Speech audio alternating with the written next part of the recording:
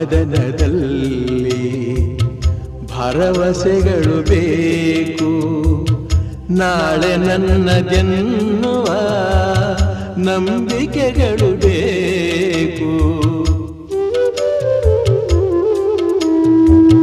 ಜೀವರಾಶಿಯಲ್ಲಿ ಮಾನವರಿಗೆ ಆದ್ಯತೆ, ನಾವೇ ಮೂಢರಾದರೆ ಜ್ಞಾನಕ್ಕೆಲ್ಲಿ ಪೂಜ್ಯತೆ. ಇಲ್ಲಿ ಈಸಬೇಕು, ಇದ್ದು ಜಯಿಸಬೇಕು.